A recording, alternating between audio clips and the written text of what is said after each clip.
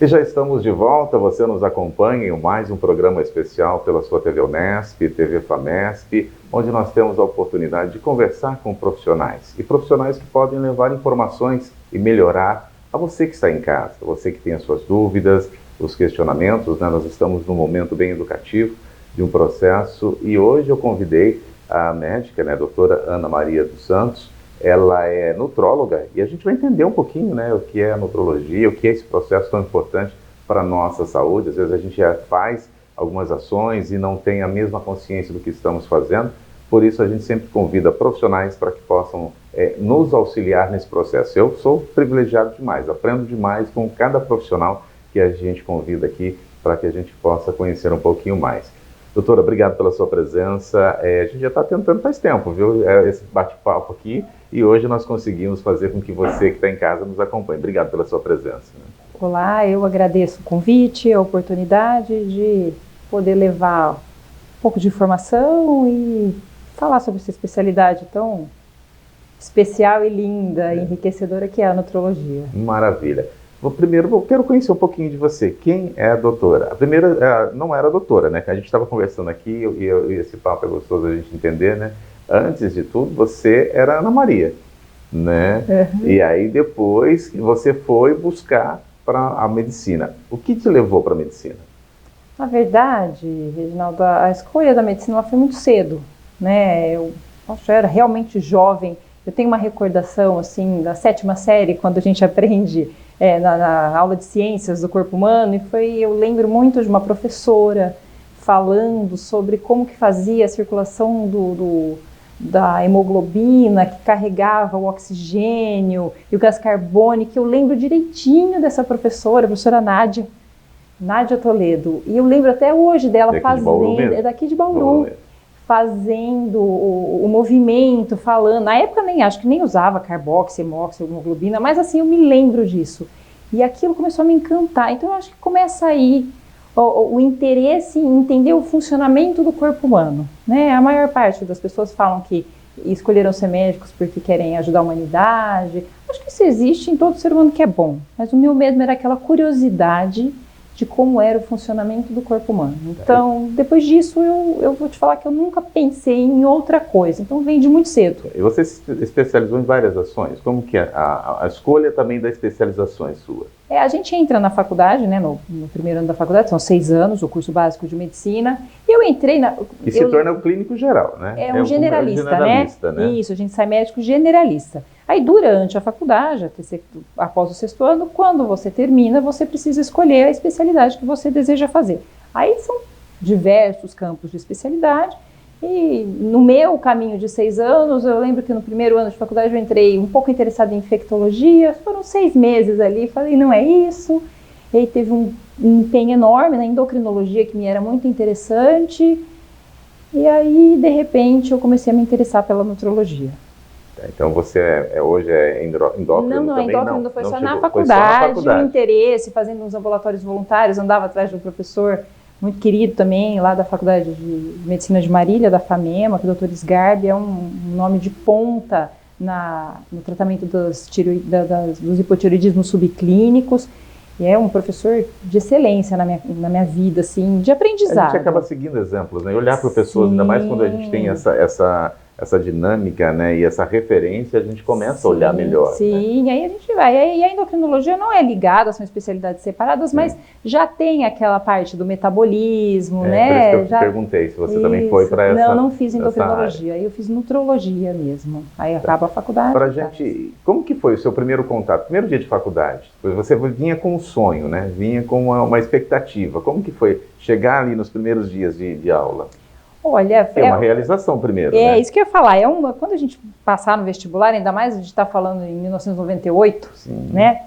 Era o caminho para se estar numa faculdade de medicina. Tinham relativamente poucas faculdades. A gente tinha esse objetivo de fazer uma faculdade pública, porque eram faculdades por questão da vida mesmo, facilitação para os pais, né? Não teria, minha família da cidade de Bauru. Porque, né, já imaginar que um estudante de medicina ele já tem que ter a disponibilidade de período integral. Integral, né? Você não conseguiria trabalhar. E ainda tem que pagar, porque onera muito mais. Isso, né? Então teve toda essa questão. Aí tem, quando você consegue, né, o êxito, é aquela alegria, uma realização pessoal, uma alegria dentro da família, né? Meus pais não são médicos. Como eu disse, foi interesse mesmo de criança, dizer, eu vou seguir os passos do meu pai, da minha mãe. Não tinha, tem alguém na família? Eu tenho um primo, mas a gente é um pouco mais distante. Não estava seguindo. Não teve influência. Não teve influência. Familiar não. E aí tem essa questão da realização, é aquele misto, né? Tem um certo, não sei se é passar a ver medo, nem receio, mas você vai enfrentar um novo, porque aí com a faculdade, no meu caso, veio tudo. Eu ia me mudar, sair da casa dos meus pais, ter que assumir a responsabilidade de gerenciar o que fosse ali, né, a rotina e a faculdade, né? Mas as lembranças são 100% boas. 100%. 100% é gostoso, boas. né? Porque assim, a gente fica imaginando, né? A gente vai para uma universidade, a gente vai para uma faculdade, a gente fica se perguntando, né? Como será, né? Como a expectativa, né, do primeiro momento. Claro que depois, com o passar do tempo, a gente vai se adequando, né? Vai se habituando e aquilo começa a ser um pouco mais natural. Sim, né? Entra na rotina e cotidiano da gente. Aí, as preocupações, assim, digamos, passam a ser outras, né? É o aprendizado, cumprir com os horários, mas tem o aprendizado agregado de que quando você vai fazer a faculdade fora da casa dos seus pais, você também tem que aprender a ser adulto ali, meio que na marra, né? Porque tá ali para fazer. Você tem que cuidar de você, né? Do processo todo, né? Eu sempre gosto de fazer essa abertura, né, com cada profissional que chega aqui, doutora, porque é importante nós observarmos também das dificuldades, né? Não é só, a gente fala, olha, hoje o médico a gente olha com outro olhar, né, aquela coisa bonita, gostosa, mas todo um processo, né, de formação, ele é muito penoso, né? Ele é muito penoso, né? É muita dedicação, é muito estudo, né? Porque quem está em casa fala, eu quero ser médico, olha, se não for para estudar, não adianta ir, né? Isso é fato. Isso começa antes e o durante, e você tem que lidar com... Certamente, toda profissão tem as suas. Mas dentro da medicina, a gente lida com uma peculiaridade, uma parte muito sensível da existência humana, que é o adoecer, é a dor, é o morrer, a perda, isso lida direto, né? E aí você tem lá seus 17, 18, 19 anos, entra na faculdade e você começa a ter contato com isso tudo. E não é só sobre o outro, é sobre você também, porque você também é humano, e isso está acontecendo com a sua família. Seu avô adoece, sua avó, às vezes você... E aí é um processo, realmente é um aprendizado... enriquecedor, né? Mas ele é constante, né? Não só na parte técnica. Exato, né? Porque você está ali estudando o tempo todo, né? O dia inteiro, né? Horas e horas ali lendo, pesquisando, se envolvendo com processos, né? Na faculdade, fora da faculdade, né? Então tem que ter uma entrega muito grande. Né? Precisa. Isso sem sombra de dúvida. Então, você está em casa, já vai pensando, já que a gente já vai dando as dicas para você. E aí você foi se especializar, terminou a medicina normal, foi fazer uma especialização. E como que foi? A finalização é essa mesmo que eu vou, porque você passou por várias olhando e agora é essa mesmo que eu quero. É até interessante que inicialmente eu tinha até algumas amigas da faculdade, a hora que eu falava, tinha dúvida se eu devia fazer endocrinologia, pensava assim, longínquamente na nutrologia. E aí uma amiga muito próxima falou, eu acho que você devia fazer dermato, essa parte é muito interessante até. Eu falei, nossa, será? E aí procurei, fiquei ali um período fazendo, mas aí é muito interessante, mas não era aquilo. Aí foi quando eu abandonei, falei, não, eu fiquei 1 ano trabalhando, fazendo clínica, aí depois terminei de fazer clínica, e aí eu falei, eu vou fazer nutrologia. E aí foi assim que eu decidi. Fiz. Para a gente entender, o que é a nutrologia? O que se estuda nesse processo A todo? nutrologia, ela é uma especialidade médica, ela é relativamente recente. Ela foi instituída no Brasil em 1973. Jovem, né? Exato. É uma especialidade que a gente estuda principalmente os metabolismos, as deficiências nutricionais, não é o do nutricionista, porque é deficiência, né? Quando o paciente precisa mesmo fazer reposição em doses, que elas são doses terapêuticas, de tratamento. Aí coisa da medicina isso mesmo. Médico, né? Isso, né? Exato. E também a nutrologia é aquela parte em que garante, fora o metabolismo, que o paciente tenha seu suporte nutricional adequado.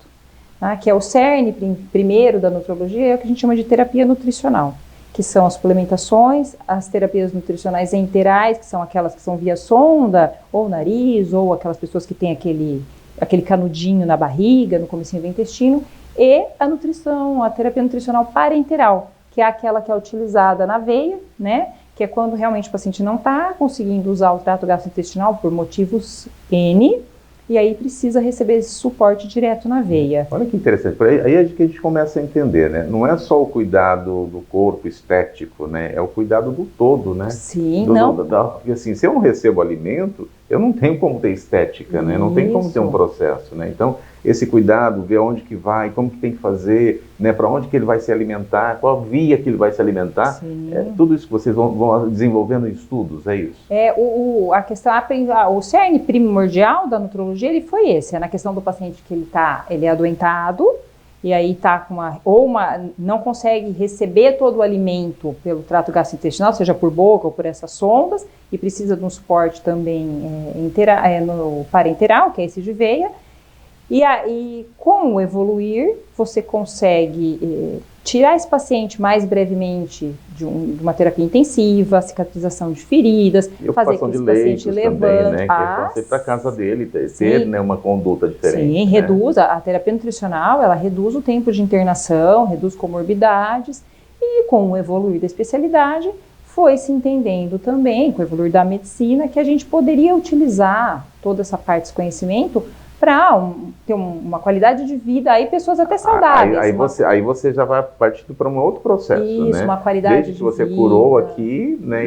Aí eu vou pensar na qualidade de vida, né? Isso, e com o evoluir do tempo, a gente modificou muito os hábitos de vida, né? A sociedade em si.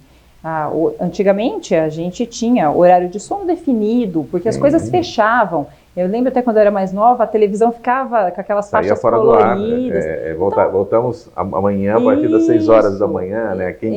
Isso. A gente vai contando a nossa idade aqui, né? É uma forma da gente, mas assim, é tão importante quando a gente relata sobre isso, porque quem está em casa, né, não tem nem, jovem de hoje, não tem nem noção de que isso existia. Não, né? telefone era só ligações, nem todo mundo tinha, o supermercado fechava, as coisas não funcionavam. Que era um patrimônio, o telefone era você tinha que pagar uma expansão, um plano de expansão, era um bem muito caro, né? As pessoas alugavam a linha, né? Quem tinha mais linhas, e era como se tivesse um imóvel hoje, sim, por exemplo. Exato, né? Exato.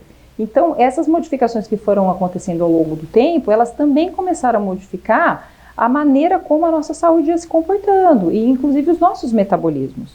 Junto disso, aí entra, principalmente no cerne da nutrologia, a indústria alimentícia, ela, no intuito de conseguir produzir alimentos mais palatáveis, aumentar a produção, foi modificando alguns alimentos para que pudesse ter uma produção mais fácil, maior, atingir mais, conservar mais o alimento, na questão da praticidade, que aí a gente entra naquele final dos anos 80, anos 90, que foi quando começam alguns elementos que hoje a gente está conseguindo entender, que talvez alguns aditivos que foram colocados ali naquela época para melhorar, eles talvez tenham trazido alguns malefícios para a gente. Olha, aí. Que susto que dá isso, né? Que medo que dá isso. Alguns malefícios aí, que é o que hoje em dia fala-se muito. A gente também precisa ter um filtro muito bom, porque na internet também fala-se muita coisa sem fundamento. Sem fundamentos. Então precisa tudo ser realmente analisado, conversado com um profissional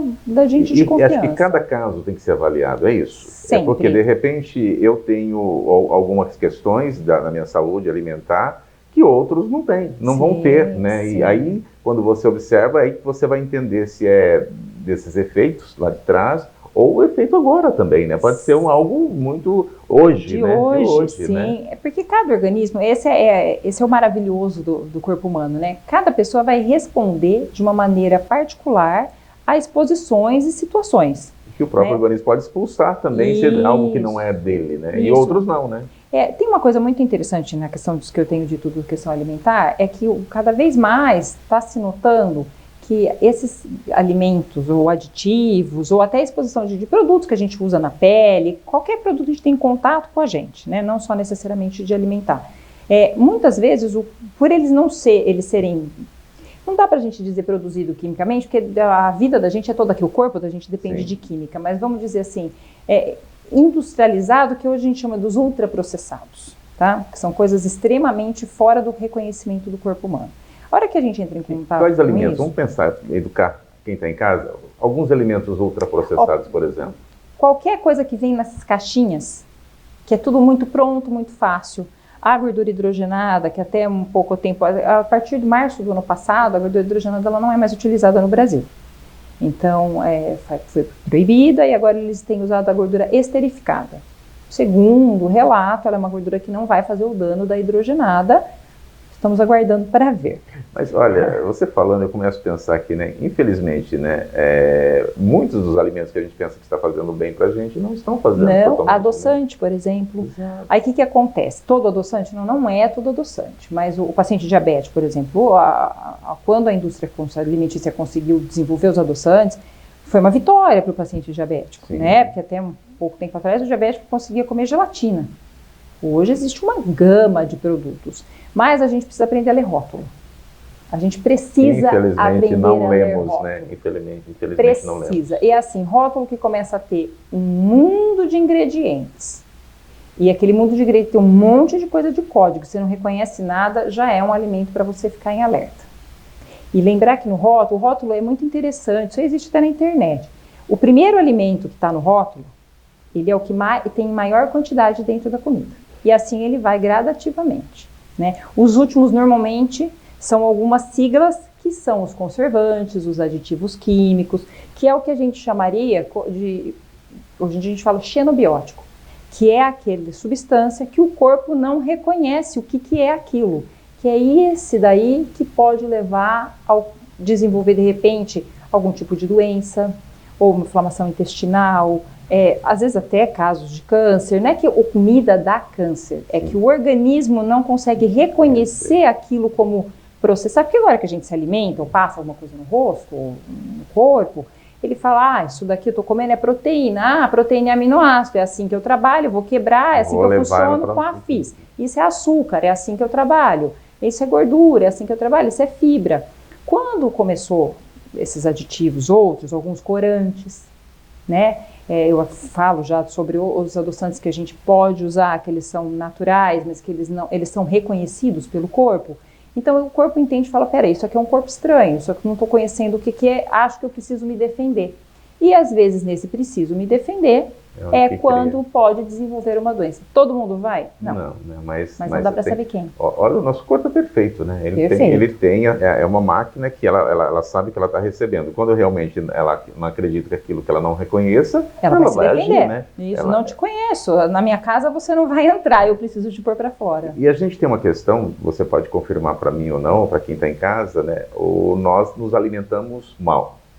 Na grande maioria, sim. Na grande maioria, não é? Sim. Nós não temos uma alimentação, como que eu posso dizer, adequada, né? Temos uma fórmula da alimentação, mas não realizamos uma alimentação adequada, né? E isso também prejudica? Sim, uma colocação que você fez importante, Reginaldo, é assim, às vezes a gente acha que está se alimentando muito bem e no fundo não está. E hoje a gente tem uma questão de comércio mesmo, o produto é fit, o produto é low alguma coisa. Quanto mais longe do natural ali, né? Do verdadeiro, daquele lá do tempo das avós, mais a gente precisa acender um sinal de alerta, tá? Que é por isso que eu volto na história do ler o rótulo. E uma coisa, quando você fala ler o rótulo, a gente fala, mas eu não sei o que significa isso daqui. A gente tem uma internet na mão que é o nosso próprio celular, né? Sim, mas essa utilização desse processo, nessa hora, o que significa isso, né? Isso ajuda, olhar, né? Mas a gente tem que lembrar que comida é comida. Sim. Começou a ter nome esquisito, eu preciso já não é mais comida, levantar. Né? Exato. É uma substituição, né? Exato. Aí, e não é que tudo então é veneno, não. E a gente também tem que lembrar que a humanidade evoluiu muito, a população evoluiu muito, e se não tivesse tido algumas modificações, a gente teria morrido de fome, né? Então a produção precisa seguir o crescimento da humanidade, mas a gente precisa voltar um pouquinho, porque comer bem exige uma demanda, um preparo, uma organização. Então tem um professor nosso que fala assim, a meta é descascar mais e desembrulhar menos. Né? Claro, às vezes existem... É a mesma coisa das latas, né? Sim. abrir menos, né? Sim, É exato. o mesmo processo. Exato. Né? Existem alimentos que vêm enlatados que são minimamente processados, né? Alguns vegetais. Por isso que eu olho o rótulo. Às vezes você pega, é muito interessante fazer esse exercício. Você vai no supermercado, você pega, às vezes, milho, grão de bico, qualquer coisa, vira 2 marcas diferentes. Lê o rótulo. Às vezes vai ter diferença. Eu posso confessar para você, eu não leio. Eu sou, entendeu? Vou compro já pelo hábito de comprar, de consumir, mas não leio. Que vou passar a partir de agora a ler. Sim, mas entendeu? O rótulo ele é feito para não ler. Na lata ele brilha é difícil. Depois uma idade você tem que começar a afastar. Você tá sem óculos, aí você não lê, aí pronto, né? Exato, vem aquela letra minúscula, ele é feito, não que é feito, ele é feito para ler, mas é proposital. Dificulta, né? Isso, teve aquela lei há uns anos atrás que agora tem que vir discriminado sobre o alto teor de gordura, alto teor de açúcar, vem alto e bom som nos pacotinhos, né? Até tem uma coisa que está muito na mídia agora falando do chocolate que não é chocolate, porque no intuito de você continuar tendo a rentabilidade, realmente os chocolates mais comuns em que tem acesso, hoje em dia de cacau, cacau é um excelente alimento, a manteiga do cacau é um bom alimento, praticamente não tem ali. Então é uma mistura, uma massa de gorduras aí. É porque hoje que a tecnologia a gente consegue fazer de tudo, né? De tudo. De tudo. Né? Então, aí você vai substituir isso e por aquilo, e aí a gente vai caindo nessas armadilhas. Isso, né? E nessas substituições, exatamente, é uma armadilha, a palavra é essa. Isso não é só para alimentos, não, isso é para uso de cosmético, cosmético, cosmecêutico, isso tudo aí. Que é aí que é a importância da gente estar sempre podendo consultar um profissional que tenha esse entendimento, para ele direcionar aquilo que é melhor para cada um. Quando você falando isso, então é importante que eu marque com um profissional e fale, olha, eu quero saber como eu estou, né? Mas, infelizmente, o brasileiro só vai ao médico quando precisa de curativo, quando né? Tem um alarme. Quando tem um alarme, isso. Infelizmente, né? A nossa medicina devia ser preventiva, mas ela é curativa, né? Exato. Essa perdão de cortar, claro. Mas essa é realmente, esse é não é nem um hábito, mas é o modus operandi do brasileiro. Ele não trabalha na prevenção. Tem uma pequena parcela, trabalha na parte curativa. E tudo fica mais caro, né? Tudo fica mais caro a hora que você já está com um problema, tudo fica mais caro. Ah, eu não vou no médico porque eu vou procurar coisas que eu não sei se tenho, né? Sim. Tem essa também, né? Essa cultura que nós temos, né? Mas é importante a gente fazer essa leitura e falar, não, eu vou lá, primeiramente, eu vou cuidar da minha saúde, né? E da minha saúde eu vou passar com aquilo que eu me alimento, sim. Né? Que é um primeiro processo. É o primeiro processo, é a base de tudo. Aquilo que a gente consome é aquilo que vai fazer muitos determinantes ao longo da vida, desde pequeno. Né? Existe a teoria dos primeiros 1000 dias da alimentação da criança, e isso cada vez mais é um fator assim, determinante na saúde do adulto que essa criança vai ser. Porque é a formação, né? Exato. Isso aí vem os primeiros 1000 dias do pós-nascido e tem a questão da alimentação da mãe na gestação e cada vez mais a alimentação que essa mulher eu falo da mulher porque quem está gestando, né? Que vai alimentar o bebê, né? Foi trazendo ao longo da vida dela. Então tem tudo. Então a coisa é como se a humanidade ela fosse passando essa memória de geração para geração. A responsabilidade que a gente tem, né, para com os filhos, para com quem está, né, porque assim, se a gente não cuidar de nós, os nossos filhos vão sofrer com aquilo que nós não cuidamos. Você falou, né, do processo anterior até. Depois ele vai passar por um processo posterior, que é o nascimento dele, que aí tem que ter um outro tipo de cuidado, sim, né, um outro tipo de alimento para que ele possa ingerir. Isso. Mas ele já está trazendo ali na sua cadeia os problemas passados. Né? Tem até, hoje em dia fala-se muito de microbiota, e realmente o intestino é um ponto, assim, importantíssimo no metabolismo e no desenvolvimento da gente. E os estudos têm mostrado até que a via de parto interfere no tipo da microbiota que a criança vai ter. Vai ter, né? A gente acompanhou na maternidade, numa matéria que fizemos, né, dessa fala. Olha que é muito interessante. Por isso a responsabilidade, né? A gente trouxe a doutora Ana aqui para que a gente pudesse entender um processo, né? Entender esse processo é melhorar a nossa qualidade de vida, né?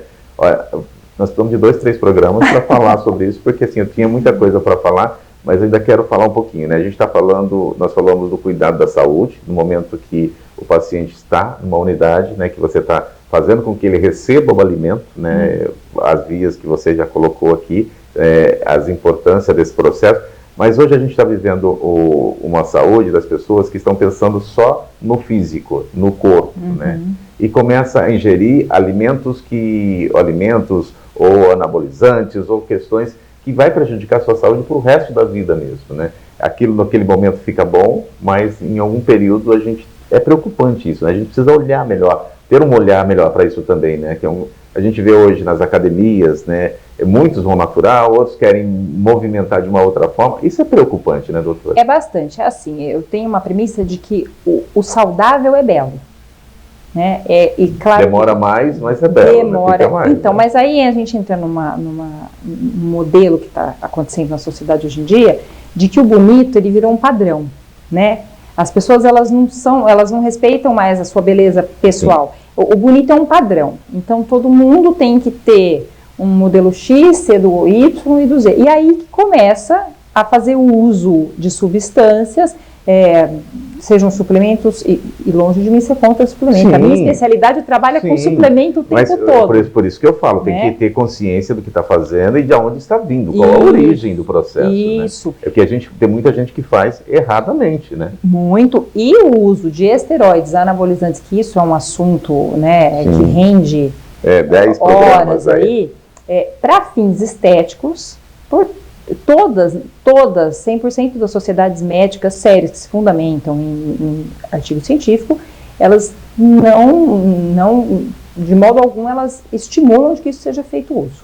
É um veneno? De modo algum. Ele é um medicamento, ele tem suas indicações, tem suas aplicações sim, mas para fins estéticos, até o momento, pelo menos, não teve nenhum estudo que nos garantisse. Eu estava vendo um vídeo pela internet esses dias, né, um rapaz ele falando assim, olha, eu aplicava isso daqui no meu cavalo, eu vi que deu certo nele, eu comecei a aplicar em mim. Olha o perigo disso, isso né? Ele viu que o cavalo ficou bonito, ficou formoso, falou, porque eu acho que também eu posso aplicar em mim, e começou a aplicar nele. Né?